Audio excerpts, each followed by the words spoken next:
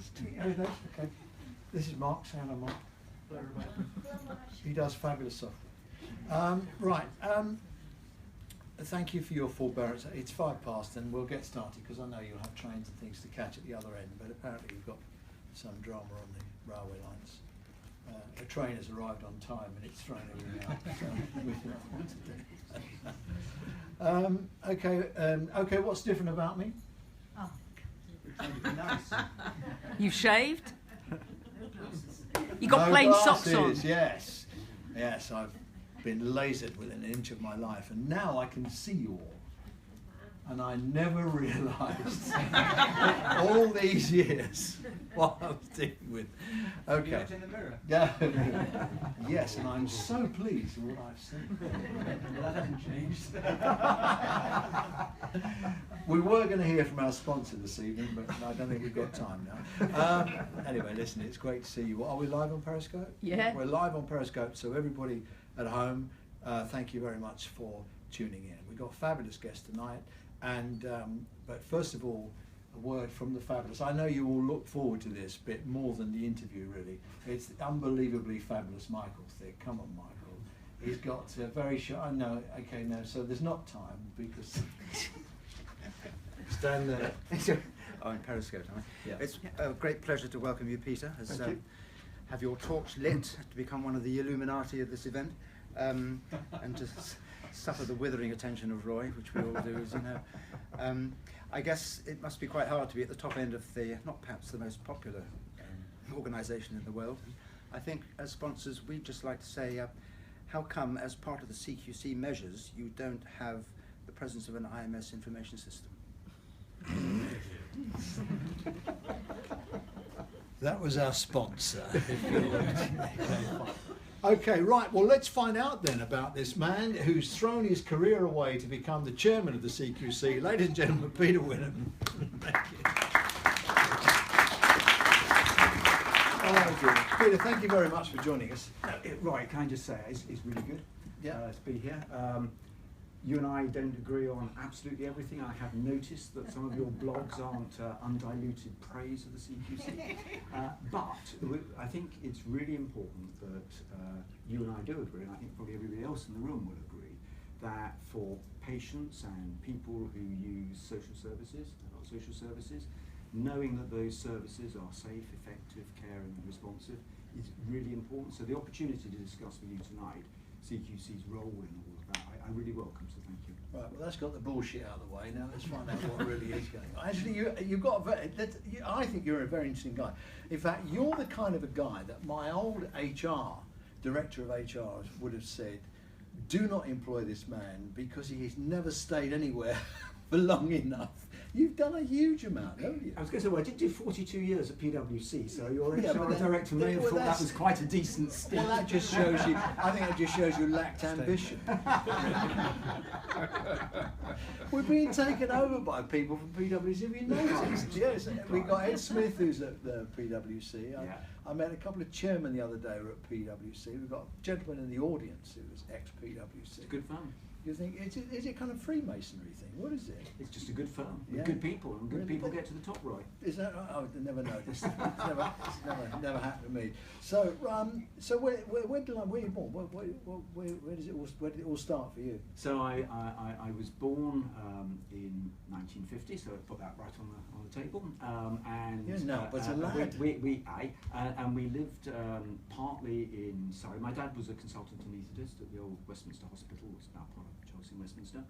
So we lived in Sutton, but my mother's family were Cornish, so as a kid all my school holidays were spent in Cornwall. Fantastic. So half in Surrey, half in Cornwall. And that's now it kind of, now I can link up the geography because you were chairman of a trust, weren't you? I was chairman, when I left PwC I became chairman of Yeovil Hospital, which is a relatively small DGH in Yeovil, surprisingly enough. And I did that for 5 years, which was great fun. Were you there in the sort of halcyon days when they were really, the integration thing was the name of the game, wasn't it? Well, we were I think ahead of that curve. Yes. Although obviously people can talk about integration forever, but we were really clear that the future of a small DGH is a self-standing organisation was distinctly limited, and therefore we needed to join up. We did a lot of work with university to establish what the future demand was going to be, based on what we know at the moment and assuming no population migration. And the conclusion from that was that if nothing changed, the hospital was going to have to build and staff a new ward every year. Really? Completely impossible, by the way. It was never, even if you had the money, it was never to build it, let alone find the staff. So that tells you that's not possible. The other piece of work we did was to look on an anonymised basis at the drivers of cost of the NHS and where they fall. And no surprises came out of this, but it's all about the number of comorbidities. And the more comorbidities you have, the greater the cost. And it's not just a simple straight line. It gets, with 5 or 6 comorbidities, the cost of looking after you, keeping you alive, is enormous. And the bulk of that cost falls on the acute hospital, unnecessarily. So those two things together told us that we really need to start doing things in a very different way. Partly the integration, we became the first vanguard for the primary acute care integration, partly about reorganising things that were happening in the hospital. The other lesson, which I think is quite important that we took out of that, is just how long it takes to do these things. These are not quick solutions, these are complex things you're dealing with. So by the time I left, we'd made progress. I've been gone from there for a year now, and they've made further progress. But we always said that it was a period of about 10 years from start to getting to where we really needed to go to. Interestingly, the money falls out of the tin. You get back to break even at the end of that journey as a system as a whole. You move the money around. Strangely enough, the hospital would need slightly less, and other parts of the system would need. But that's the difficulty, isn't it? Getting people to look at the money as a global, we've got a chairman here from the Isle of Wight tonight, Eve Richardson, and they've been talking about the Isle of Wight pound, trying to get people to look at the funding in a global sense, which is, I suppose, really you were the start of what we now call an accountable care organisation, which in my day we called a district health authority. Yeah. Well, what comes round goes round, as you rightly said. No, that is absolutely part of the ambition. To become an accountable care organisation. But the number of people that need to sign up to that, is quite a lot, and of course it goes across both social services and the NHS. And it's the pressure on primary care, isn't it? Because on the one hand, the doctors are in fact later in the year. Is it in April, John? Where we've got a guest from the Royal College of General Practitioners, Helen Stokes Lampard, I think is coming. Thank goodness she got that. Yeah, I've got I think it's the first time I've ever got anybody's name right ever. I don't know what it's. 25th of It's Lampard. It's a footballer, isn't it? I mean, she's related. Do you think she's related? I wouldn't go. Your first question, by when she gets here. We can get Not one I've asked, I have to say. Can we get any tickets? I mean, on the one hand, she's saying, the primary care is at the lowest of the low and blah, blah, blah. And on the other hand, you've got Simon Stevens talking yesterday about getting primary care to do more. And there's, 23 million going in, no, 2.4 billion, isn't it, going in by 2020, which might be too late. Well, I think this is a race against time, because what we are seeing is demand going up as the population ages. Going back to what I was saying about the multiple comorbidities, more of us are living longer, but we're not living necessarily in good health for a lot longer. I mean, are we being unnecessarily gloomy? I mean, I think there's a whole cohort of people coming through that are certainly older, and they do have comorbidities and all the rest of it, but the baby boomers are yet to really start coming through the NHS, and the baby boomers have had a better diet, they've had a better education, they're net savvy. I mean, we might be dealing with an entirely different cohort of people. Well, we might, although I'm not quite that optimistic, but funnily enough, I think there is a lot of light at the end of the tunnel. Well, you were born in 1950. Yeah. It's a good time to be born. A bit late, maybe. But no, I'm born in 1950. I mean, the baby boomers are the sort of 60s, aren't they? Really? I mean, if you look around at people who are born in their 60s, they don't have all the problems that my mother's generation had. Yeah, but I think what we're going to find is that we do live longer in good health, you know, and 50 is the new 40, and 60 is the new 50, and all of that. But there will come a point when we're still alive that it will catch up with us. Yeah. So I think in a sense the last few years have been a bit misleading, because that there's a generation of people who previously would have been with these, well, they'd either be dead or they'd be quite sick, and now they're alive and well, but they are about to come into the system. But actually, I do think there is light at the end of the tunnel. I think we will make integration work, because it is so obvious, and it'll have to be made to work, and that will help quite a lot. But the other big thing, Roy, is technology. I mean, I've talked about this. This technology has the ability to be transformational. It's never kind of fulfilled its potential, has it? Well, you know, there's so much. If you just look around in life normally, right? I mean, I was saying I just had this laser surgery, and now they gave me an app on my phone. Right? I've got a complicated regime of drops to put in, right? And they got to be put in at a certain time. So they've given me an app. Mm-hmm. It's got pictures of the drops that I've got to, you know, in the box. That's why you had the laser surgery. Yeah, so I can see. Yeah, exactly. They have it in braille for where it fires. But they've got a picture of the bottle, right? Yeah. And this morning I had to do one set of drops, two different bottles, right? At 12:37. That was when they wanted me to take, right? 12:37, and it beeped. And I didn't do it, and he beeped again. And he got angry, and then I did it and pressed confirm, and he left me alone. I mean, so that kind of technology is around. And we talk about compliance with pills, and what do? We give people a POSIT box, you know, and then wonder why they forget. Yeah, so you know, that is changing.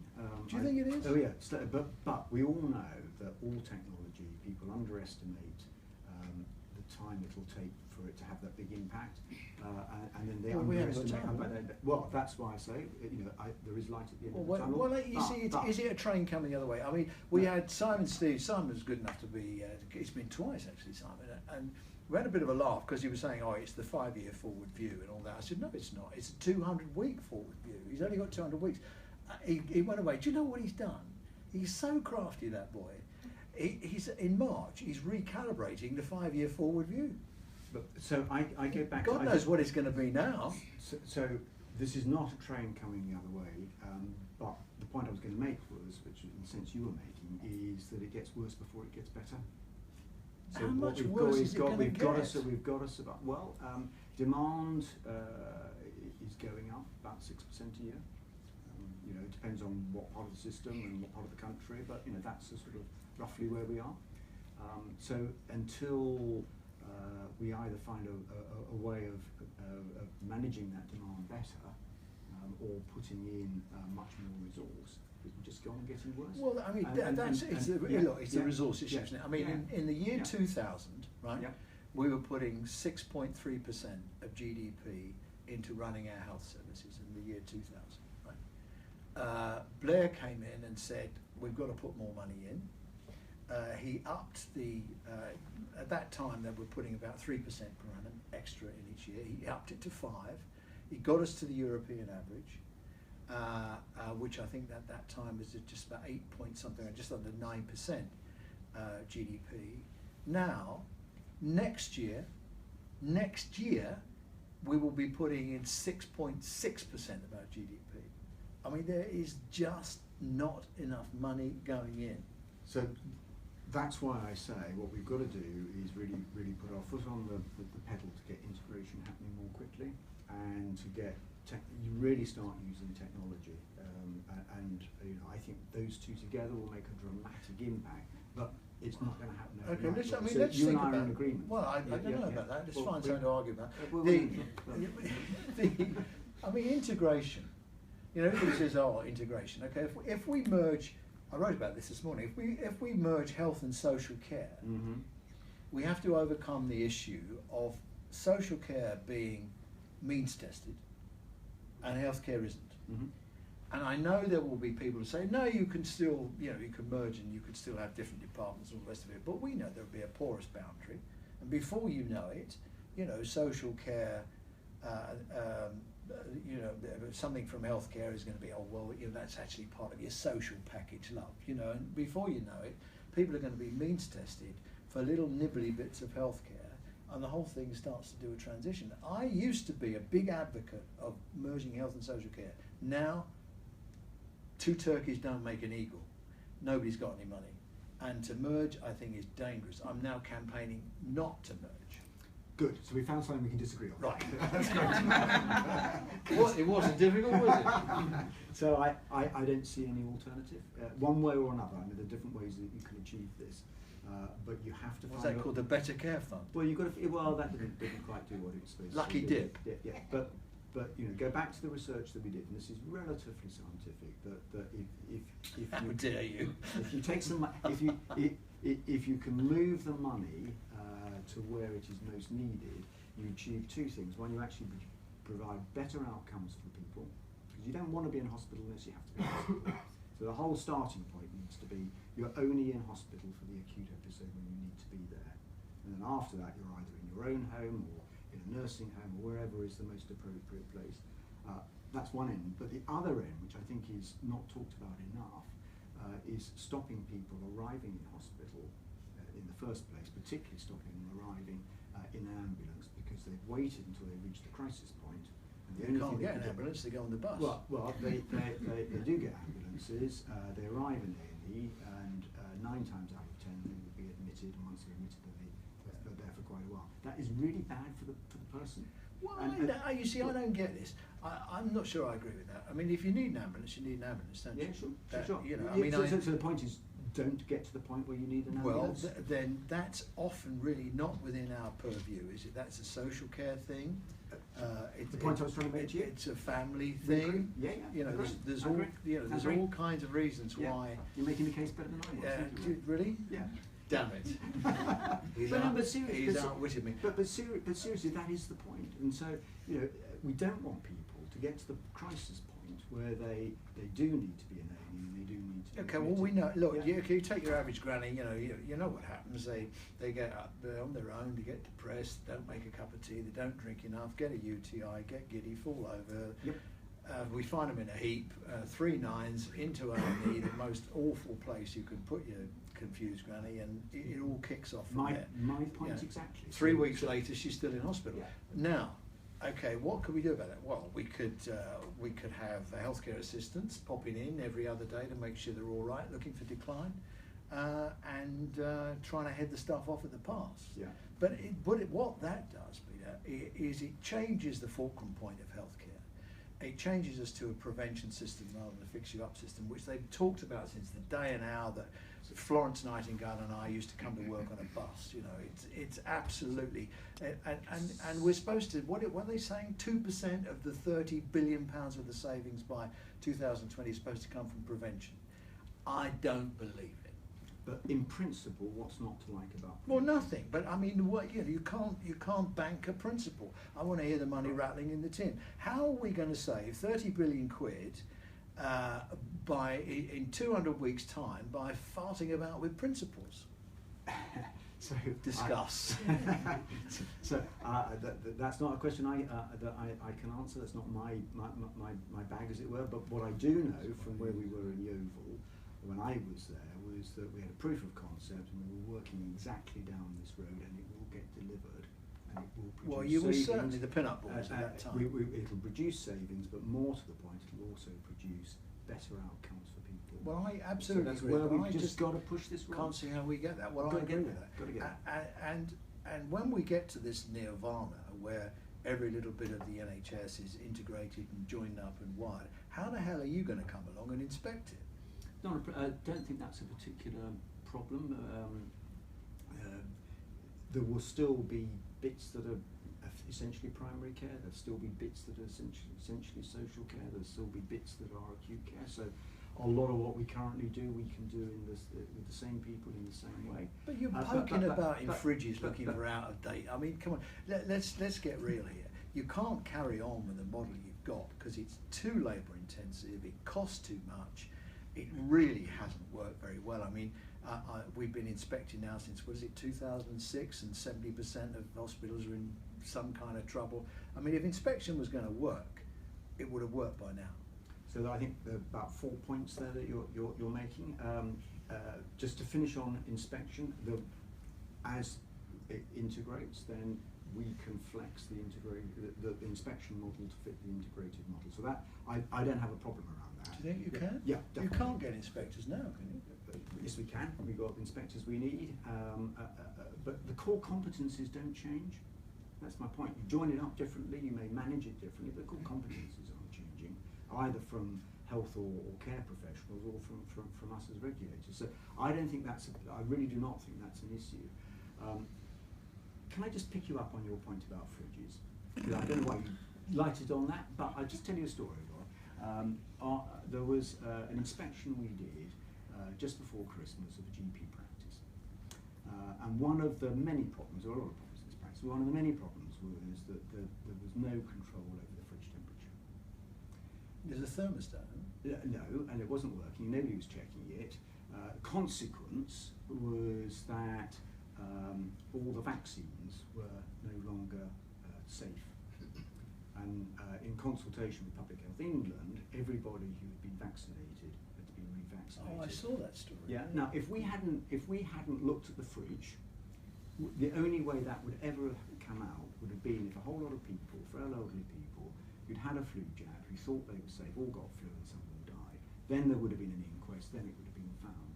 So come back to our prevention. Actually, that simple thing of looking at whether people were controlling the fridge temperature properly, really important.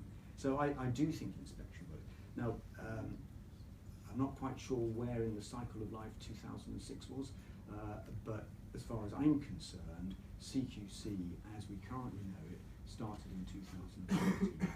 And everything before that is failed history. So we can agree that it didn't work. My predecessor, David Pryor, was very clear. CQC, when he came in 2013, wasn't fit for purpose. David Bean talks about if there were special measures for a regulator, it would have been in it. That was then. That is a very different story now.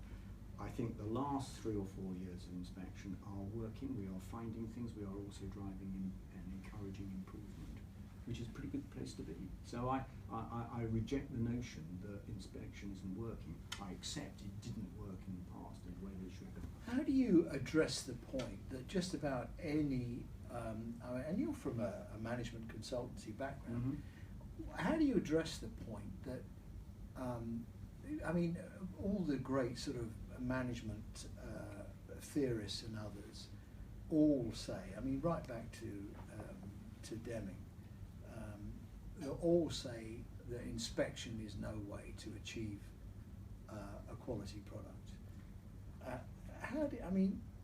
Why does the CQC think that inspection works when almost everybody else that's ever looked at organisational methods and structures and all the rest of it say, do you know what, it doesn't work. You've got to get whole system response right. So both. I don't think it's an either or. I think it's both. But I think there is an element of inspection that is really important. There are certain things that you can't find any other way. I've talked. I went a little while ago. It's interestingly, I went to talk to the nuclear industry regulator in the United States. This was after 3 Mile Island and all the dramas and so on. I said, look, you guys are potentially, it's seriously dangerous. How do you regulate this industry? How do you make sure it's safe? And interestingly, the answer was using data, as you'd expect, but also a very intensive inspection model. And I haven't spoken yet to a regulator in any industry, in any country, where inspection isn't part of the model. But there is definitely another part, which is about using data effectively so that you can start to be more clear. And we're having a conversation about this earlier in a slightly different context, about where are the looming problems and get in before they become I know, problems. yes, Yeah. I mean, Yeah. that's why I thought your point was Yeah. refreshing, because Yeah. I know you get that in turning up with a clipboard and a charabanc full of people and spending £50,000 in a local hotel is not really the best way of doing it. But if we look at the data, such as it is, we're a long way, really, aren't we, from being able to capture the real-time data, even though it's possible to do it, even though the technology exists, even though, you know, if we wanted to, we could set up a hospital with all kinds of data points that we could look at in a real-time basis. Yeah, yeah. We're nowhere near it. We've got some of it. You're right. We're not where we should be. As hospitals and the other people that we regulate start to use data for their own purposes. I mean, if you and I were running a hospital, Roy, we would want those sort of systems for our own management, not for the regulator. We want it for ourselves. And I think more and more hospital managements are looking at how they can get that real-time data. Once they've got it, then sharing it with us is really straightforward. You could drive it on, couldn't you? You could actually say a term of your license will be that by 2018, 2019, we will be able to get real-time data on this issue or that issue. You could make it happen. Well, I think there's also a carrot approach, which I prefer, which is the more data you give us, the more we are either comfortable that you haven't got a problem or comfortable that you've spotted the problem and dealt with it, then the less intrusive and well, look, I mean, just think, I mean, you're gonna, you like everybody else in the NHS, your budget has been reduced, Mm-hmm. and we all understand that, and now you're charging people for inspection and so on and so forth. I mean, there's a lot of things to spend money on. There's a lot of priorities, and I mean, I don't think. My view is I don't think it's going to happen unless you make people do it, and you could make people do it. You could drive on technology by making it a part of a license. I mean, the same way, for example, in care homes, for example, you know, a lot of care homes are, you know, on the margins of being habitable. You could drive improvements on a lot more by making things like, for example, a qualified nurse on every shift, or you know, something. You could drive on improvements by saying we won't license you unless you do this. Well, to some extent, of course, that's what we do all the time. But in terms of technology and the investment required, I'm not sure that that's the best way. I think the better way is to make it in their interest. I mean, what I'd like to get to, let's talk about care homes for a minute. What would be really good would be that care homes were A, profitable businesses for people who are running them, because that's important, and B, really safe, decent places for people to live in.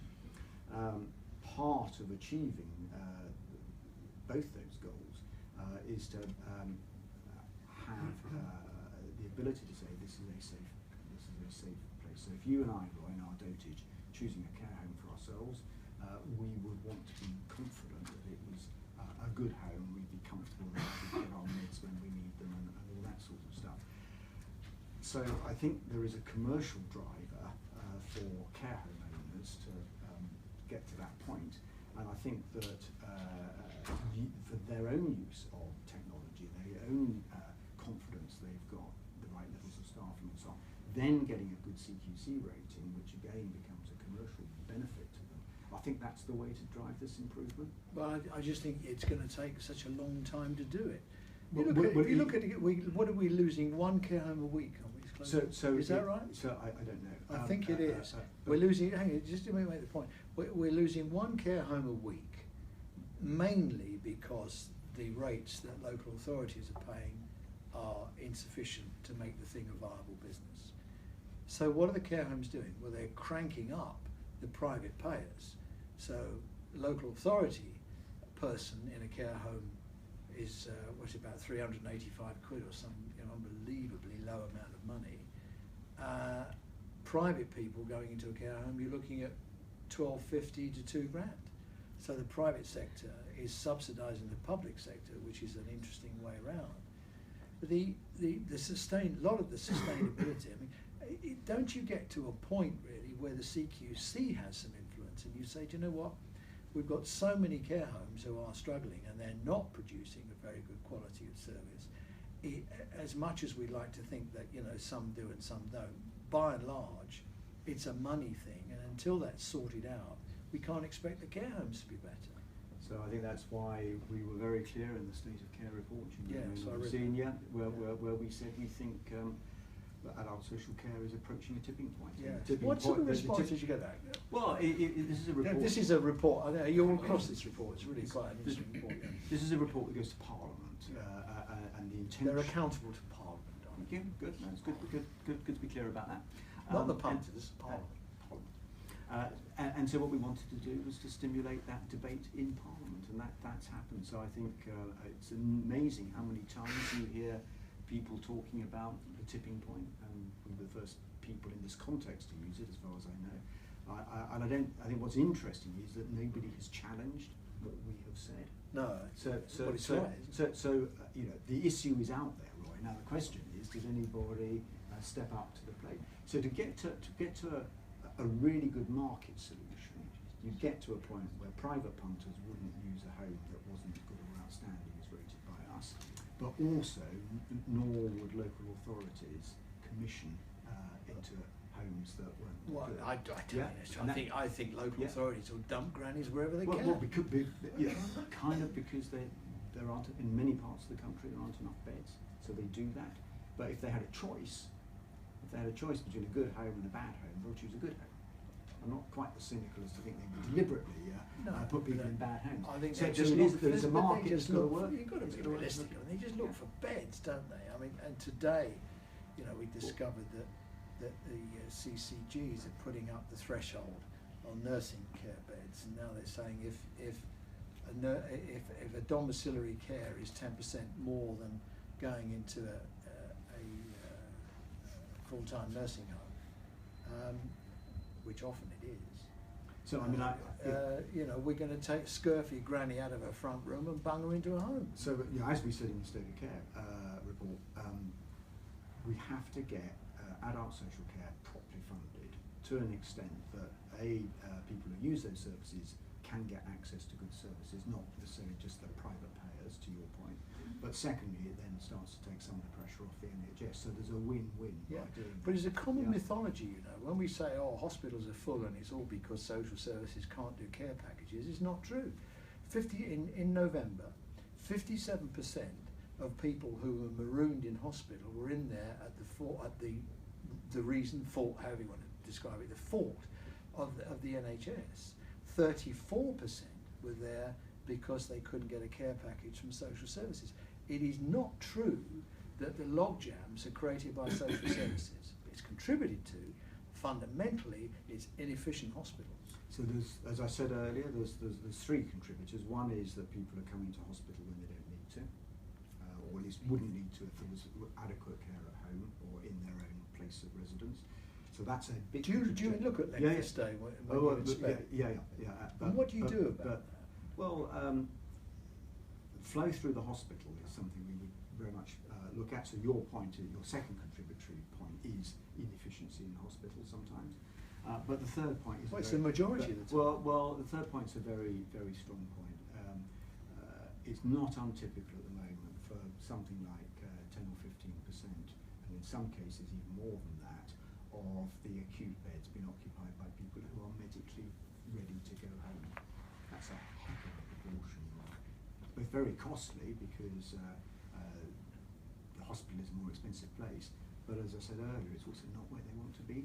And then in the context of this, those beds then are not available for emergency patients, or they are available to emergency patients because, or other beds are available to emergency patients because all the non-emergency surgeries had to be cancelled. And this is really bad. I mean, nobody has surgery as a sort of lifestyle thing. People have surgery even if it's not an emergency because they're in pain, they need a new hip, they haven't got the mobility they want, their quality of life is damaged. These operations are having to be cancelled, not because there isn't a surgeon, not because there isn't a theatre, but because there isn't a bed for them afterwards. Well, we all get that. But when your lot turn up at a hospital and they've got 9 or 10 ambulances outside, A&E looks like Armageddon, and all the medical wards are bunged up with your granny, and half the surgical wards as well, because there's nowhere to put anybody. Is that hospital well led? Probably not. I mean, it's a bit of a generalisation, but on your description, probably not. So what is the chief expected? Well, it's interesting. Well, because it's interesting, isn't it, that you can go to some hospitals that are absolutely outstanding in the way they manage this, and they're not in catchment areas or that are particularly wealthy. They're not in wonderful new hospital facilities, but they've got fantastic systems to flow people through the hospital. They've got a degree of integration, and so the whole thing works. So well led is both have you managed to join the dots with the other parts of the system well, and are you working in partnership well, but also actually have you sorted everything out inside the hospital. So to give you an example, I went to Luton and Dunstable the other day, a few months ago, which we rated as outstanding, particularly outstanding in its emergency department.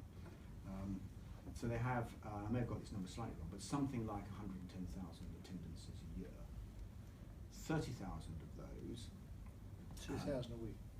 30,000 of those go to a GP practice that's on the site, so they never actually touch. So all your miners don't touch A&E unless for some specialist reason they get referred across. But it's all on the same site. So Is it a GP surgery, or is it GP trial? In this particular case, it's a GP surgery. Do you have to be registered?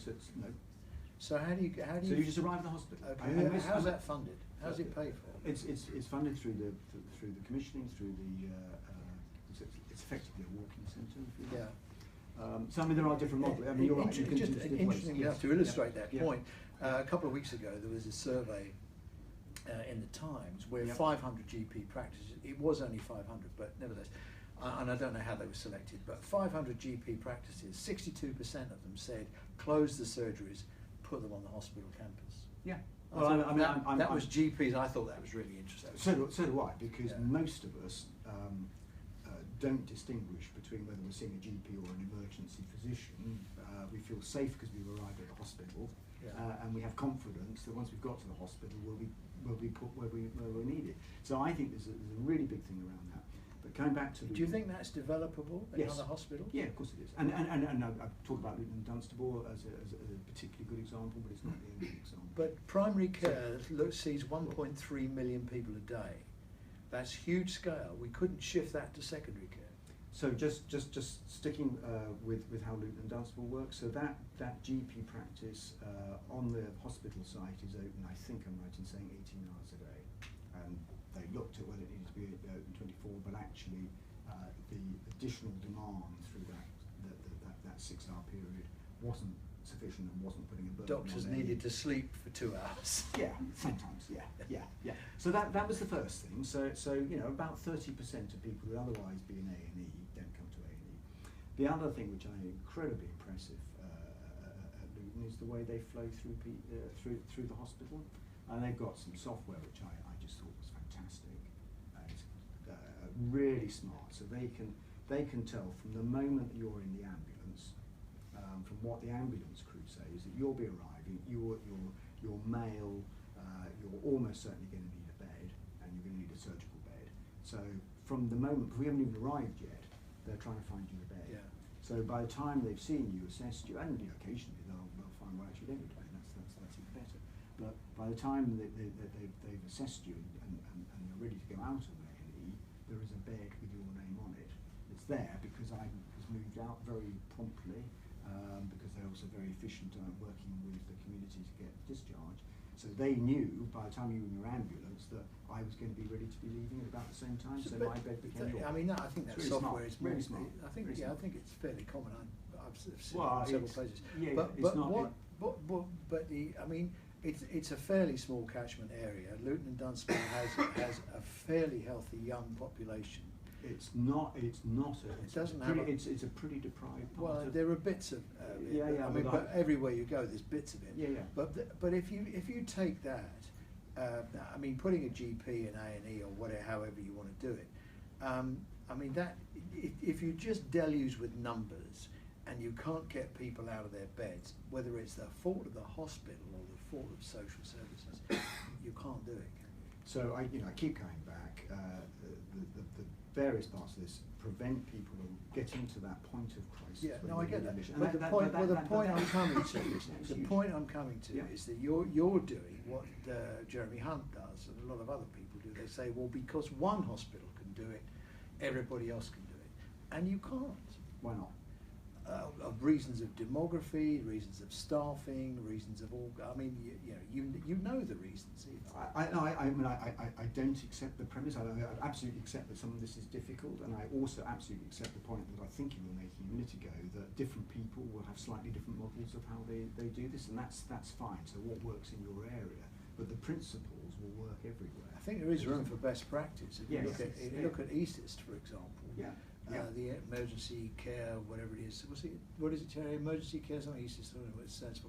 But if you look on the Academy website, if you look at the Academy of Fabulous Stuff website, look at ESIST, ECIST, they've got some fantastic routes through the system, flow. Yep. They do the red and green days thing. Adopting best practice. And that, again, for me, really is one of the failings of inspection, in that you turn up and you say, this place is no good, and walk away and mark them down. There isn't a real good mechanism to say, this place is crap and we're going to stay and help them not be crap. So what we don't do is that last bit, right? But what we do, which isn't that quite important? No, because other people do that. But what we do is say, here are the things that we would recommend you as the board, because you're running the trust, not us. Here are the things that we would recommend you do, and one of the things may well be sack the chief executive. No, that's not something we'd say. What we might say Did it is to Keith McNeil? No, we didn't. Somebody did. Yeah, people who run the trust. Come back on that in a moment. Let me just finish this point. What we would say is, there's a hospital like you might like to go and talk to them because they have got a way which might have some applicability. We might say, why don't you call in ESIS, because we think they would be able to help you. We do try and point people in the right direction. So I think there's a lot of positive stuff comes out of inspection, and it's important. I mean, part of our remit is to encourage improvement. It's not to do what you've just described. Let's just quickly kill the issue of Cambridge. Yeah. Fantastic place. I agree. Much loved chief executive. Well, some of the best outcomes in the NHS. And a hospital which was absolutely a great hospital, and is again, that had taken its eye off the ball. That was the conclusion. I think it was a really subjective, rotten. Well, you may think that. Some of the senior staff there, Roy, have actually thanked us for doing it. Yeah, they're all brown nose round the CQC, because they try and keep you, stop you going there next time. No, they're not. Yes, I wish they were. It'd be nice if they were. They're not. So if I was running a trust, I'd crawl under a worm's belly to stop you coming. I stick by this. Of course, it's a great hospital doing some great things, but it had also taken its eye off the ball, and particularly taken its eye off the sort of DGH part of their business. Ours was a wake-up call. They turned it around, and that's history. And he was such a bad chief executive. He's now got a role in NHS England helping other hospitals. So just somebody stabbed me. So just be clear, why he left was nothing to. We know. I interviewed him. He sat there and told us. And what did he say? I sacked him. No, he didn't. No, he didn't. So what did he say? He said that he felt very let down by the whole of the events, and he went through a whole catalogue of stuff that he did, and he did not at all, in one iota, agree. What he said, in fairness, what he said was the place wasn't perfect, but to be condemned in the terms that it was unnecessary and unfair. And that does bring me really to quite an interesting point in the way that, I mean, you template your reports really quite tightly, and I understand you want to do that for uniformity purposes. The inspectors are always anonymous, so if you look at care homes, for example, you can't connect with the inspector to have some kind of relationship with them about improvement and so on. I mean, in the old days, you probably remember, we used to have CHCs, community health councils, where, and I know, it's easy now to look back and turn your nose up at them, and they did become politicised, that's true, and why Milburn got rid of them. But it just seems to me there is no local connection with what you do, and I mean, when you ring up, you've got to go to your call centre. You know, the public, you can't. The public ring up and say this is terrible, and say thank you very much, we'll put it in the mix. It just seems to me to want to have this kind of brittle exterior of bureaucracy. It's not a very warm and friendly place, is it? So, again, there's about 10 points in there. I'm trying to unpick some of them. So, yes, we use templates. I mean, that's just an efficient way of doing this. But it doesn't allow for nuance, does it? Well, it does, because let me just come onto this. So that's a starting point. That's not the finishing point. When I came into CQC, Roy, which is just about a year ago, as you know, one of the things that I did worry about was whether there was consistency, because we always have a lot of inspectors. These are individuals, and again, teams of individuals. But did good in Brighton mean the same as good in Bolton as the same in Birmingham? And that worried me a lot. One of the things I did fairly early on in my days at CQC was to sit in some of the meetings where the evaluation takes place. So that starts to move away from your template, which is the starting point, to something which is much more nuanced, but it's also really challenging. You've said that, what's your evidence for saying it? You said that in this case, you came to that conclusion, in that case you came to a different conclusion. So let's be absolutely rigorous in making sure we are consistent and clear. So that was one of the points we're making. A second point is that we go out of our way in our reports to make a big comment on the things that we find that are really good, because I think that's important. I mean, there are very few hospitals, because they're big organisations, where everything is bad. So even in hospitals that we put into special measures, those that are the worst hospitals have got pockets of great things happening. So we try and signal those, because I think that's important.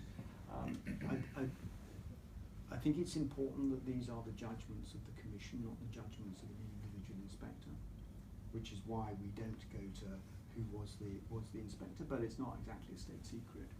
Trust knows who's or the provider will know. Well, everybody knows everywhere, that's true. Yeah, so I think it's special not measures actually is a good place to be right now, because nobody expects too much from you. They get off your back, you might get a few extra quid, and you might get some management support. I think if I was a trust chairman, I'd aim for special measures. So that would be good the short time you stayed as a trust chairman, but unless you actually sorted it out, Roy, I suspect your board would say, come along, it's time to move on. So, I mean, but you are right. I mean, seriously, you are right that special measures does bring with it support. Yeah, and that is important. Great. My advice: get in a special measure. And what is also good is that we are not seeing the majority of hospitals going into special measures and staying there forever. There is a nice turnaround. It doesn't happen immediately. I was talking to one where this is happening, and it's a lot of heavy lifting, but they get there. So very subjective. Listen, I'm I've got an eye on the time. Who's got something they want to ask? Who would like to ask? Gentleman at the back. Yes, who arrived on a bicycle, really, dressed up in neon, a bit like an ice cream cone. Yes. You look like me when I'm on my bike. Yeah, go on, far away, then. Well, I'd like to go back to what you said about inspection, and I don't know much about management theory, but I was very interested here. Most management theorists don't think inspection is up to much. That was according to Roy. It's true. It is true. I mean, I can't find anybody that supports that. That's not true. Edwards Deming, Porter, Charles Handy, Tom Peters. Tom Peters was all about management by walking about. Yeah, but that's not inspection. Of course it is. No, it's a form of inspection. No, I've interviewed Tom Peters. So have I. Yeah, it's not true. So good. We'll compare notes later on that. Not David, your question. Well, obviously you succeeded with this cupboard full of vaccines that were being kept at too high a temperature. And I'm sure that there probably are successes like that, particularly in the medical world. But when you get over to sort of social care, where the crucial thing is not how, I mean, it's important, but it's not the crucial thing, is how the medicines are kept, or whether the hot water is too hot, or that kind of thing. The crucial thing about social care is that these are people's homes where they are going to spend the last of their days, and they need kindness and compassion. And your commission never, virtually never, finds out that horrible things, cruelty is happening. It didn't find out in the Morley homes in Cornwall. when we saw on Panorama these two nurses talking in a cruelist way about their patients and treating them cruelly, giving them chemical crushes. You didn't find that out. Now, I quite agree, inspection obviously isn't going to find out. You turn up in the morning and they are not going to behave in that kind of way in front of you. Although occasionally they do, like in Hinchinbrook Hospital, that was one case. But anyway, normally they won't. But what you don't do, it seems to me, is to encourage the friends, the families, the people who know about what is going on or who suspect that things are bad in the hospitals. You do not encourage them to come to you, and they don't come to you. They go to Panorama or the local press or the Daily Mail. And that is simply because if you ring up your customer care centre, all they will do is perhaps say nice things to you, and then they will file it away and look for trends. And people who ring up places like that want action. Now, I know you can't deal with individual cases, but you can make the local authorities do something serious about it. And you don't, and nobody trusts you to do anything serious about these sort of things. If people were doing this sort of thing, then and giving you this kind of information, then you would really be able to do targeted inspections, and you would begin to be the ones who actually found the cruel care which you are not finding at the moment. Peter, let Peter respond. I mean, there is, we'll deal with that directly. There is an issue about engagement with the public, you're right. And I have to say, there's an issue with engagement with the public and complaints and worries and concerns right across the NHS. We had the parliamentary ombudswoman sitting here, and she gave the most pathetic answers to that. If you complain to a trust, you get defensive letters. The NHS is not easy to complain about. And I think the point that you make about the call centres is often made to me. So I think 2 points, David. I slightly disagree with you on your first point that getting your medicines when you need them isn't important. It's really important. I didn't say it was unimportant. You said it was less important. Yes. Well, I'm not sure I agree with that. I think it's really important. I think it's equally important because you probably die if you don't get the right medicines or you're in pain or whatever. But I absolutely agree with you that this is somebody's home, and you've heard Andrea speak as the Chief Inspector of Adult Social Care on this frequently. This is somebody's home, and therefore it's really important. And I do agree with you that a whole lot of people will be aware when they go into a home whether this is a good caring place. A lot of professionals, you talk about friends, family, that's certainly important groups, but also professionals that go in and out. And I absolutely would encourage, and it's one of the key planks of what I want to do, is to get more people to talk to us. We do take action, and if this is being broadcast, Roy, it would be great if people would hear this, if nothing else, that I'm saying tonight. We do take action. We have to decide how urgent that action needs to be, but last year there were 3,000 or thereabouts inspections that were what we call reactive inspections, so they were based on information, sometimes from staff, sometimes from visitors, friends. How bad does it have to be? Well, it's question of really how immediate the risk is would depend on how quickly we would feel necessary to do something, or how severe the risk is. I mean, it can be as instantaneous as it's possible to organise. Well, I mean, if you say, you know, I went in there and I saw a nurse beating somebody up, you call the police. But I walked into a care home and it stinks of urine. We would be there. Which often do. They do. Yeah. They often do. Yeah, we'd be there. We'd be there very quickly, because that's telling you all kinds of things. So absolutely, first of all, everything that comes into it. So let me see how this works, because hang on, this is very difficult for me to get my head around, because frequently people say to me, I wanted to complain, I rang the call centre, I spoke to somebody and they just kind of fobbed me off and said they'd make a note of it and pass it on. Step one, is there something about training your people in the call centre to appear to be more responsive and more reactive? how is it worth explaining now how it works from the call centre point of view? So I'm Roy Lilley. I ring up and I say, I've been to see my auntie. I haven't seen her for ages. She's lost a lot of weight since I saw her last. The place stinks of urine. Okay, so I've sat in on at the call centre. I've sat in on calls from the public to understand from both ends, if you like. So the first thing is to try and assess how urgent the risk is. And if it is a safeguarding risk, then there really does need to be immediate action, either by us or by some other authority, as you say. It might be a police matter or whatever. And we have a protocol. I mean, that will be dealt with What happens? within 24 hours. I can smell urine. I walked in the front door.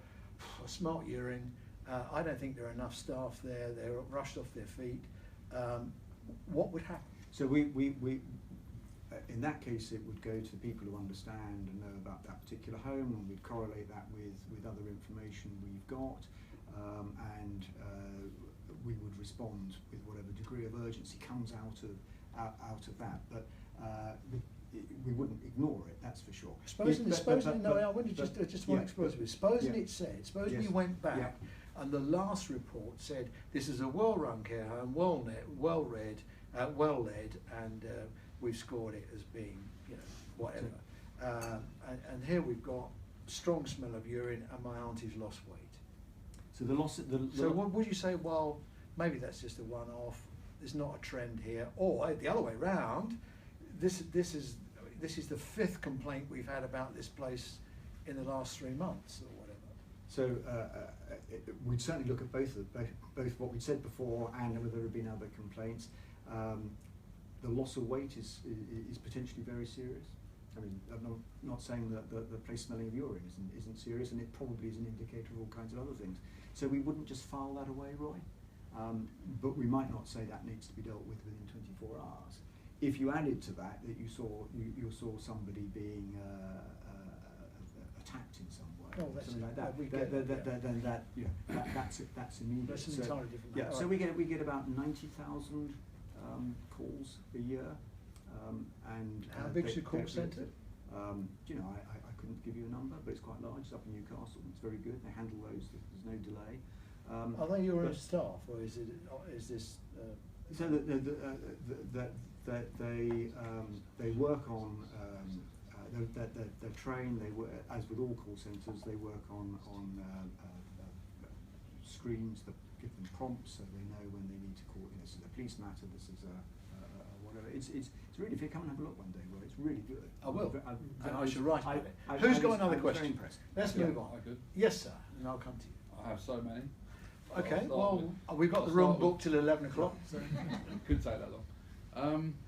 Well, for a start off, I mean, I wear a number of hats sitting here because I've been involved with CQC on the receiving end of care with my parents. I'm an operator. I've been in the care business for 30 years, and I've seen the CQC and I've seen its predecessors and the way that the whole regime. You remember CHCs? I remember local authorities, let alone CHCs. Yeah. So, first of all, you said many things about the CQC tonight. Particularly, just talking about that one issue about the call centre. It's obviously a big issue. You've got a call centre, it's got a lot of people there, and I can give you one example of my experience of it when I rang, and I made clear to the CQC when I rang them up that I was concerned about the provision of care in one of our NHS hospitals. My father was in there, and I got a very nice letter telling me that, very interesting, but not very interesting, it's if you want to make a complaint, you should use the hospital's complaint procedures, which I found quite surprising because I didn't want to make a complaint at all. I wanted to provide some insight to the CQC about some quite serious problems that existed in that NHS hospital. Not because I wanted to criticise the NHS hospital or give them a hard time, but because I wanted them to understand how to improve those problems that they had. I felt that the CQC's responsiveness to that was pretty appalling. And I imagine that's been the experience of a great many people. Yeah, I mean, I think it's, I'm not trying to not have you ask a question. Don't misunderstand I what can I'm go to saying. another question. Yeah, yeah. No Well, yeah. Because I mean, I can't expect Peter to, defend an issue that he's. I not wouldn't seen. ask him to, but it's an overall thing. But I'm going to say, I write my e-letter. It goes to 300,000 people a week, and I get the major complaints I'm getting now, and I measure a lot by how people respond to me. The biggest issue I've got at the moment is safe staffing from the front line, and the other is the CQC. And Peter knows that. I've given up with the CQC. I just write a nice letter back and tell them, I can't do anything about it. But it's the top of my post bag with people complaining, and a lot of it is around how do I complain, and you can't do that. But your point, if I understood it, was that you weren't trying to complain.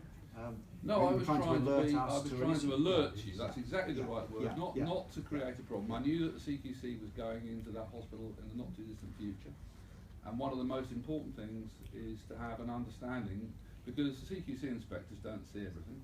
They need information. They need intelligence. Is the issue? They need to gather that. I'm going to stop you there, I will come back to you because I know you've got another question. But the issue. If I triangulate that experience with the experiences that people write to me about, I think the call centre, which is not clinically led as far as I'm aware, but trained call handlers, which is fine. I mean, call handling is no wrong call handling if it's done properly. Maybe there are some issues at the call centre to look at around responsiveness and authenticity. Is it an authentic?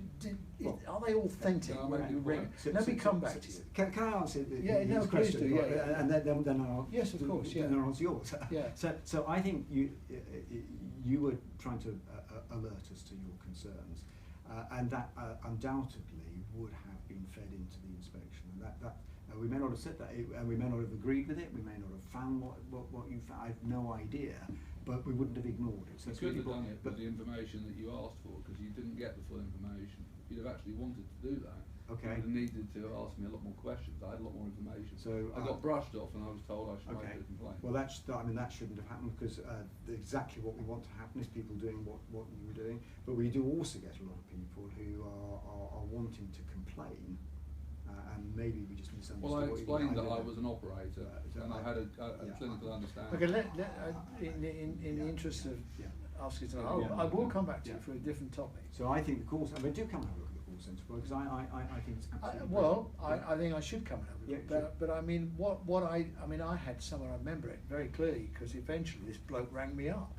He said he rang up the call centre and said, I want to complain about such and such a hospital, and the call handler said, we don't deal with complaints, right to the hospital. Well, that's right. I mean, you said you have 300,000 calls a week. No, I write to it and I get 300,000 readers a week. So for the CQC to manage that information is very difficult. And have a call centre, no matter how good it is. No, I write an e-letter that goes to 300,000 people. Well, I don't know how many complaints you get. We get about 90,000. 90,000 a year. A year? Yeah. So not that massive. It's quite a lot. When you think of the million, it is a contact centre, so some of those are calls and some of those. But you see, probably me ringing up asking other questions. Right, the difficult we've got here is and it's not entirely your fault. Oh, thank you. Because we exposed this before. It is impossible to complain about the NHS. You write to hospital and complain, and you get a letter back, dear Mr. Lilley, I'm so sorry to hear that in the case of your mother recently, our standards fell below what we expect of ourselves and your expectations. We've taken on board what you've said, and we've learned, and we'll do everything we can to make sure it doesn't happen again. Thank you for writing, bugger off.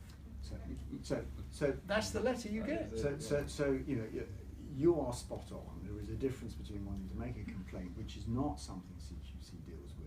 Okay, so you may not like what Julie Mellor said when she came here, Roy, but that's ultimately where complaints go if they can't get sorted out in the hospital.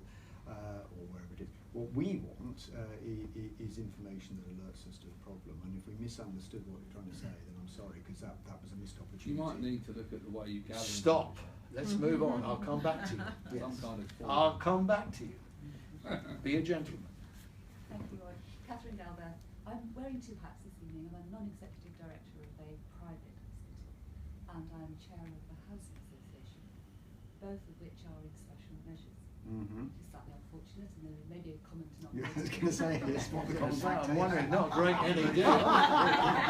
You thought there was something else, love? So I've been really interested Yeah. to hear what you've been saying about your model of inspection, because being on the receiving end of two very different models has been a very interesting experience.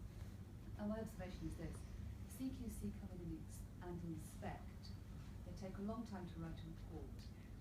It's then very detailed and very critical. And I'm afraid I can't accept your observation that you do say nice things about in your report, because that's tiny compared to the very long list of things that you found wrong. You then give us 10 days to respond. And the process feels incredibly micromanaged, because the level of detail that is gone into and the level of specification about what we need to do differently is very high, and creates an enormous workload on top of what already is an enormous workload. By comparison, working with the HCA, my housing association is in special measures, not through anything that my board has done, but for historical reasons, the inherited problem. The HCA's approach is, this is what we've observed, this is what we think you should be doing, tell us what your remediation plan is. You take responsibility for that, we will comment on it, we will comment on everything you're doing, and if we're not happy that you're doing it, we will intervene. But actually we think you're grown up and you're bright people, it's your responsibility, get on with it. And our interaction is maybe twice a month. It's very strategic, it's very high level, it's very mature conversation about the issues to do with running a business, engaging stakeholders, providing high quality services, and modernising an organisation that needs a lot of work.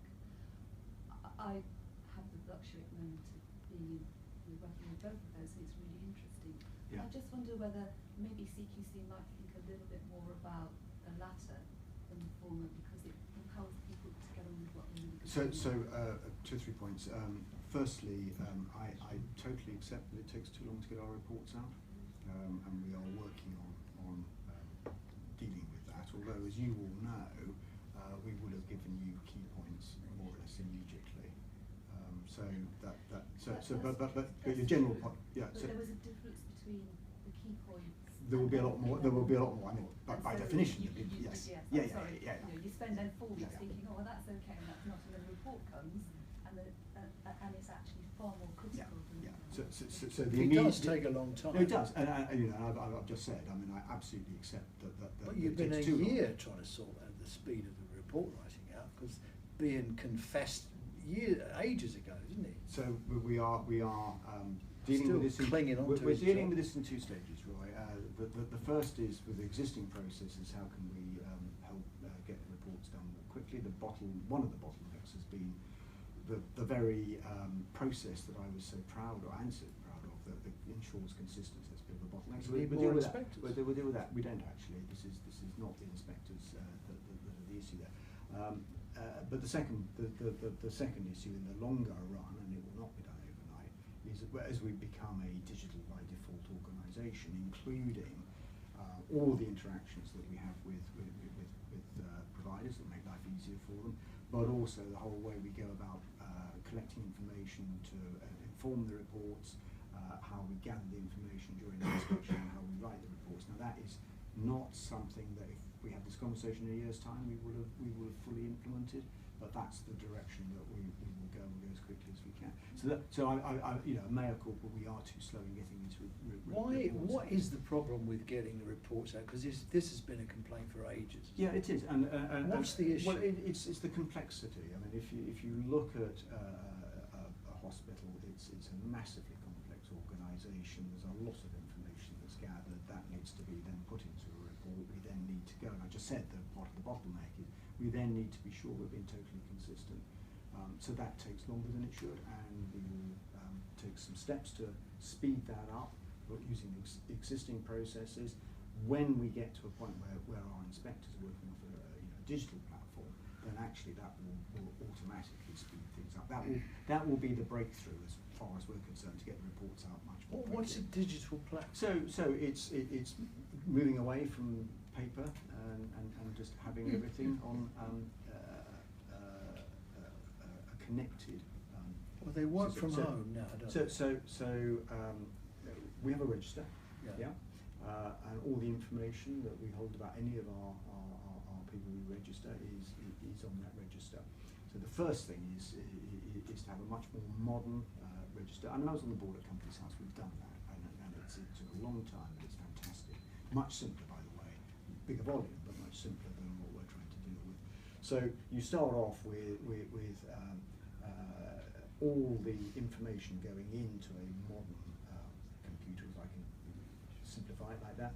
But for you or as a hospital, instead of sending us paper and we send you paper back and so on, I mean, everything you want to tell us about, changing what you're doing or whatever, can all be done in the modern way, Roy, where everybody else in the world operates. Yes? If you don't mind me saying, I'd really like to address the second part of what I was saying, which is about the strategic level. But I have to say that is done digitally. That is done by email with the HCA. There's no rocket science. No. By email. Well.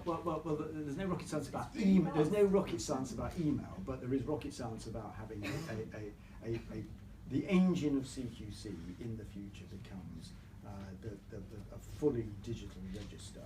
It honestly will make it easier for you, but it also makes it easier for the public to get information, which they will want from us. It will speed up both the preparation of the inspection process, because just think about, getting back to the earlier conversation, we've had people that have been telling us about issues they found when they were patients or visitors in the hospital. We've got staff telling us things, we've got public information, we've got clinical data, we've got non-clinical data.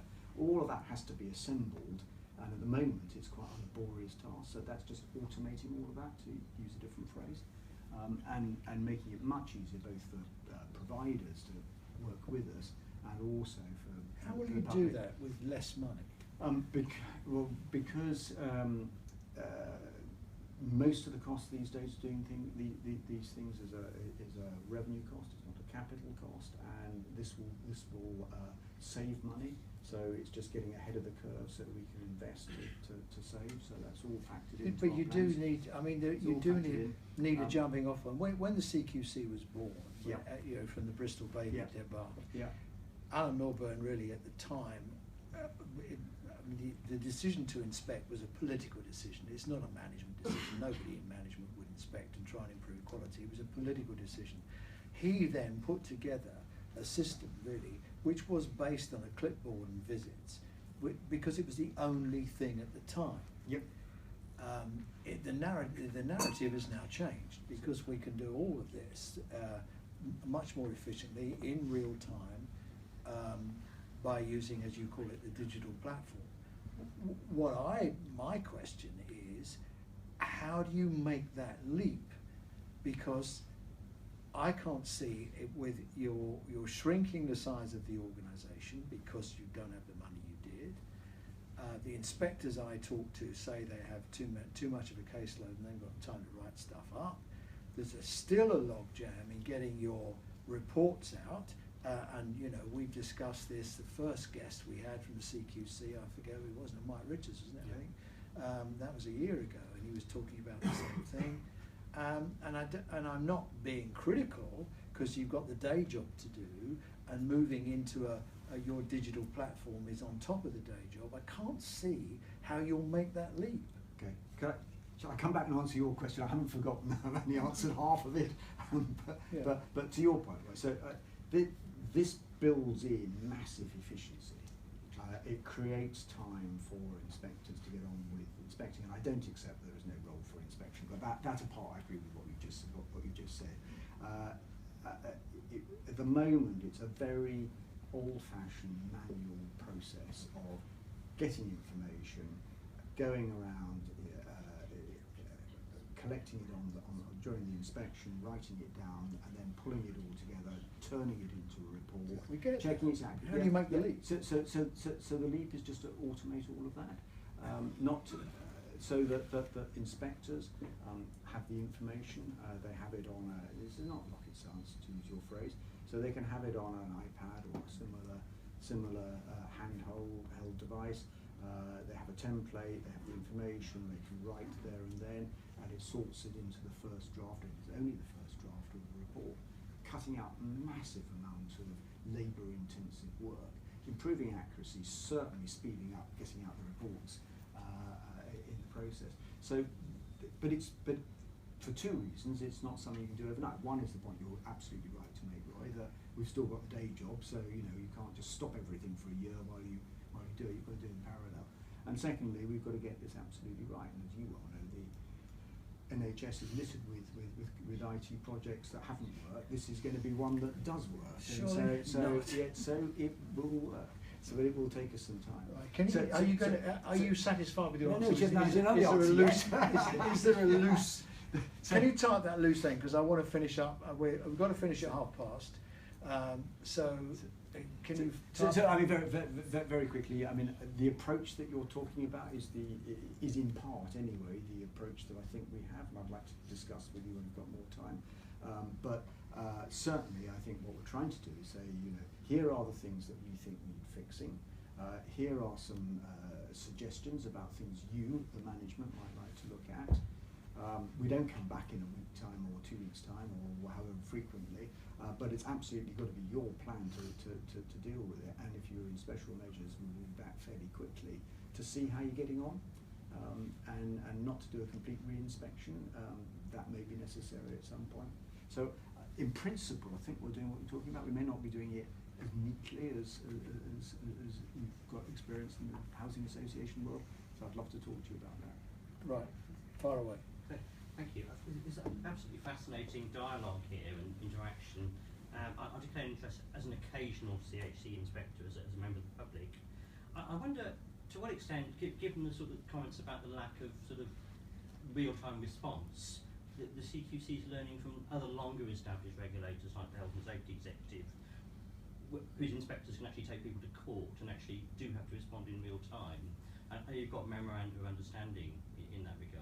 But two other declarations of interest. I used to chair a CHC in the last century, and I'm an NED of an organisation that's just been inspected. Wasn't that long ago, surely? It was. Just been inspected by the CQC, and just very lastly, observation. What I've heard this evening convinced me that Joseph Heller, having written his first novel, went on the right NHS complaints procedure. But the question about learning about other regulators. So I absolutely. So I mean, I do talk to other regulators in other industries. In this country, I talk to health regulators and other regulators in other countries. Very much want to see what we can learn, and I wouldn't like you to go away with the thought that we never respond quickly. As I said, it's a judgment about how urgent the response needs to be. If we deem it to be urgent, it is immediate or thereabouts. Would it be worth publicising that? I mean, someone's come out this evening. Would it be worth publicising that? So Yes, please, Roy. People who don't get caught up in the system might have a lesser chance of doing so. I think you're right, and I tell you what, I mean, I often get people who write to me about their complaints. Do you know what I say? Give up. You'll get nowhere. You'll spend the next 10 years of your life and you'll have a pile of paper that you can stand on and reach the ceiling. Give up. But you would be doing, coming back to the question from here, you would be doing them a favour if you said, if you have come across an organisation where you think there's an organisational issue, do tell the CQC. Only if they take any notice. Well, yeah, but we Yes, will. we go to this gentleman. But we don't deal with individual complaints. That's the this issue. is a much wider. This is a much wider. Sure. I honestly say to people, if you're after compensation, get a lawyer, but you may not have the money to spend in this lifetime. If nobody's dead and you're reasonably fit and well and you're just complaining about something relatively important to you, but in the scheme of things, don't bother. Don't bother complaining about the NHS, because it's impossible to make anything stick. And I'm a professional. I can't do it. Yes, sir. I'm a coordinator for a local mental health network. Our local health watch seems a bit nervous trespassing on your inspection territory with their enter and leave. I'm wondering what you're doing to encourage local health watches to be your ongoing eyes and ears on individual units, because they seem very wary of it. What a cracking question. Yeah. That's worth a round of applause. Come on. That's a great question. We like that. Well, let me see if I can get a round of applause for the answer. I mean, we do think that local health watch is really important, and it is part of the eyes and ears that feeds into CQC inspection. We've got Health Watch England, which is the sort of coordinating body, absolutely trying to encourage through Health Watch England and the new chair and director there to make the local health watches feel empowered. I think you need to talk across. I think you need to talk at regional level direct to the local health watch. Sure. Because I'm not sensing that message coming any more than NHS England's aspirational messages tell people what to do at the bottom. Okay. I mean, I'll take it away. We've got a brand new chair, and we've got a brand new, I mean, literally started a couple of weeks ago, director for Health Watch England. So I'm going to make sure those messages are fed in, because it is, you're spot on. It's really important, really part of our arm. I think that's a very important point. Yeah. Never crossed my mind, but it's a great point. Yeah. Okay, now I'm going to give you a second go, okay, on the understanding, on the Queensbury rules, right, that you're brief, because we've got to wind up. I'll try to be. Well, I tell you, you're going to be. Because I've got the microphone. So in the conversation we've been having, you talked about the digitisation and the need to have a proper basis for inspection. And from my experience, that's been very hit and miss. I've got experience of very good inspectors. Often they're solo inspectors that seem to work very well on their own, and then the experience of an invasion of inspectors at a larger facility. And after a great deal of debate and argument with CQC, we obtained the records of the inspection. Those records were, to put it mildly, pretty appalling if you were going to try and write a report off the back of them.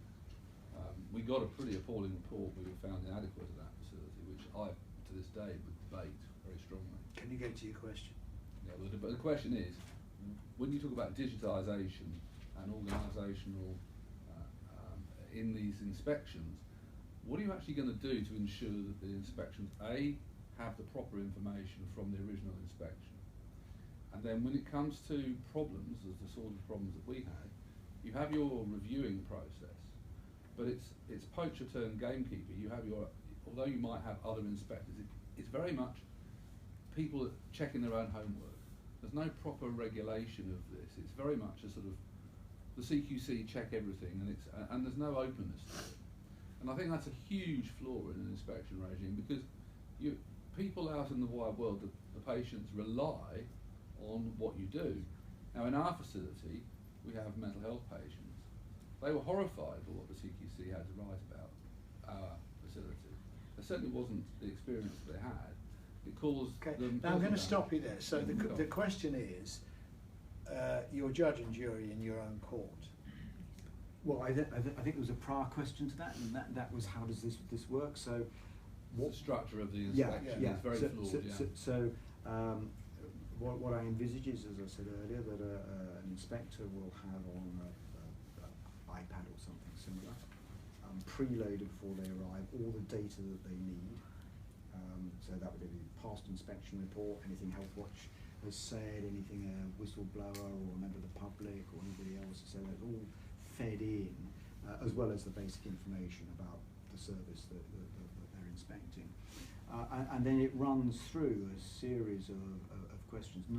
Really important is that we don't end up in a sort of tick box. It's quite clever the way that you can, one question can either lead you to another 5 questions, or you just bypass the next 5 because you've got the right answer and jog on down.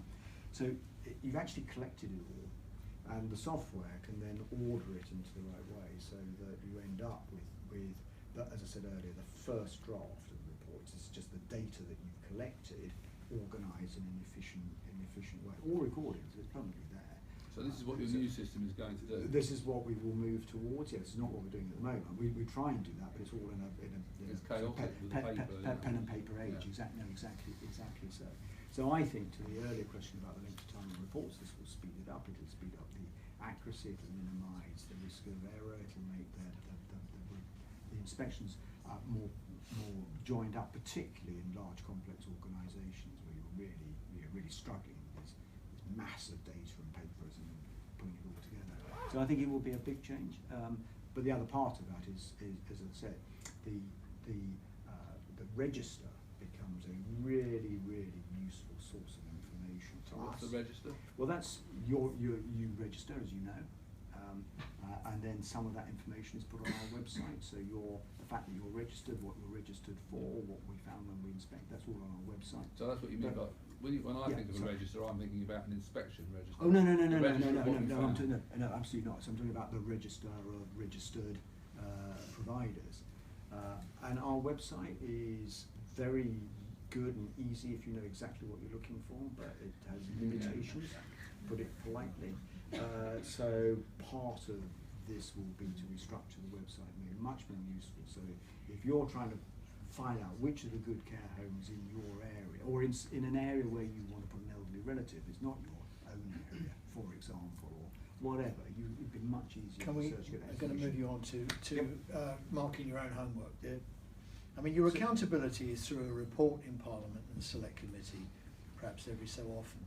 That is not really accountability.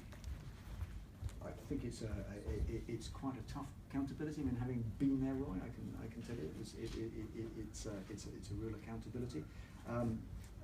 There are appeal processes, so people can either appeal to different parts within CQC, or if the whole process is flawed, and ultimately, and I hope this never happens, people can go to judicial review. So I mean, there are processes beyond. It's very expensive. I said that it should never come to that, because there are internal appeal processes, and I think we are open and honest with ourselves. And if we've got something wrong, we will. But you can only appeal, can't you, on matters of fact. You can't say we disagree wholeheartedly with this inspector's judgment.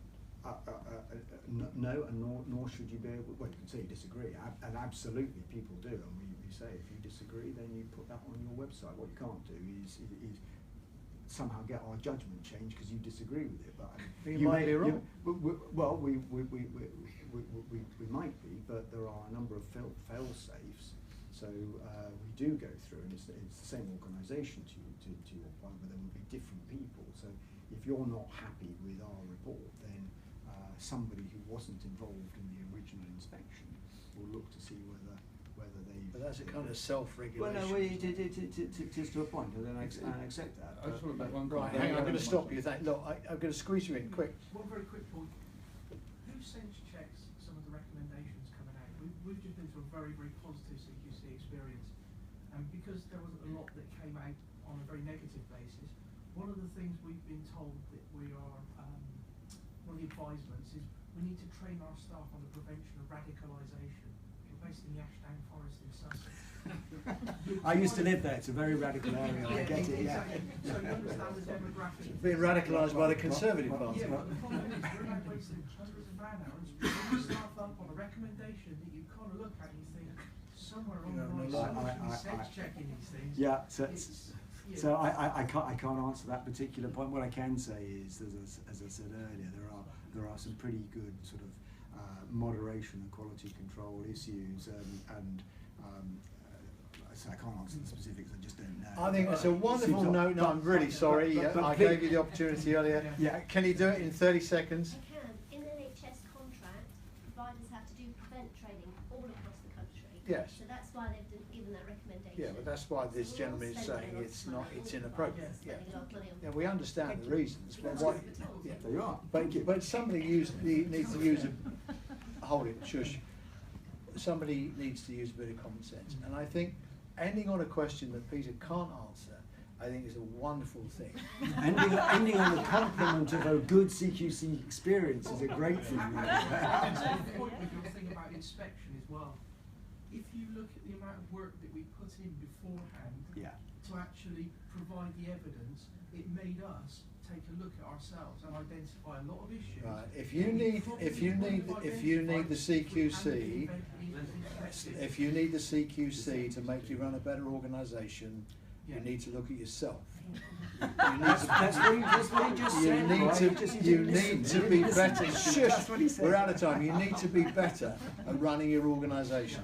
I remember a chief executive said to me, he said, I'm so pleased the CQC came because they told us a lot of things that were wrong with the organisation. It was terrific. And I said, you know what I'd say if I was your chairman?